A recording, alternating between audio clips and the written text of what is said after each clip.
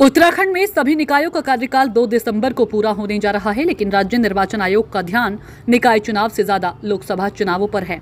यही कारण है कि नैनीताल हाई कोर्ट ने एक याचिका पर सुनवाई करते हुए राज्य निर्वाचन आयोग और सरकारी तंत्र दोनों को फटकार लगाई है। हाईकोर्ट ने राज्य निर्वाचन आयोग से पूछा है कि अब तक निकाय चुनाव का कार्यक्रम घोषित क्यों नहीं किया गया। साथ ही राज्य सरकार से कोर्ट ने यह भी पूछा है कि निकाय चुनाव को लेकर सरकार की क्या तैयारी है। जसपुर निवासी अनीश की याचिका पर सुनवाई करते हुए मुख्य न्यायाधीश विपिन सांघी और न्यायाधीश राकेश थपलियाल की खंडपीठ ने सरकार और आयोग दोनों से शपथ पत्र के माध्यम से जवाब दाखिल करने को कहा है। मामले की अगली सुनवाई के लिए 1 नवंबर की तारीख तय की गई है, जिससे पहले सरकार और आयोग दोनों को अपना शपथ पत्र दाखिल करना है। राज्य निर्वाचन आयोग निकाय चुनाव के लिए अभी तक कार्यक्रम इसलिए भी घोषित नहीं कर पाया क्योंकि अब तक प्रदेश में कई निकाय ऐसे हैं जहां परिसीमन होना है, जबकि ओबीसी वर्ग की आरक्षण सूची भी तैयार की जानी है। साथ ही जिन वार्डों का परिसीमन होना है उनमें वोटर लिस्ट भी बनाई जानी है, जबकि अगले साल लोकसभा चुनाव भी होने हैं। शायद यही वजह है कि आयोग निकाय चुनाव को लेकर तैयार नहीं है।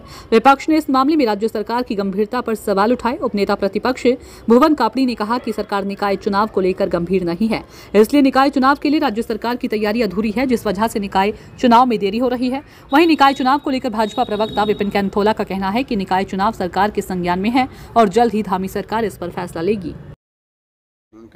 कार्यों को 10% और उनके आश्रितों को 10% आरक्षण पर वही विषय है, उसी पे बात हुई कि हम कैसे इसको लागू कर सकते हैं कि जो पूर्व में लोग लगे हैं उनको भी न्याय हो, जो लोग एग्ज़ाम निकाल चुके थे और उनको उसके बाद नियुक्ति नहीं मिली उनको उनके साथ भी न्याय हो, जो आश्रित हैं उनके साथ भी न्याय हो, जो खुद आंदोलनकारी हैं उनकी उम्र जो है बढ़ गई है उनके साथ भी न्याय हो। तो सारे बिंदुओं पर इस पर चर्चा हुई है और कुछ तकनीकी विषय हैं जिसके लिए एक मीटिंग और रखी है, क्योंकि हम लोग ये चाहते हैं कि जब हम इसको कानून बनाकर भेजें तो ये कहीं पर भी कोई स्पष्ट सब कुछ हो, कोई उलझे ना, कोई कोर्ट में जाके इस पर कुछ न कर सके, इसलिए एक मीटिंग और रखी गई है। क्या ये तारीख का ऐलान? उत्तराखंड में म्यूनिसिपैलिटीज़ के जो इलेक्शन थे उनका 5 साल का टर्म जो है 2 दिसंबर 2023 में कंप्लीट होने जा रहा है और भारतीय संविधान के आर्टिकल 243U में प्रावधान है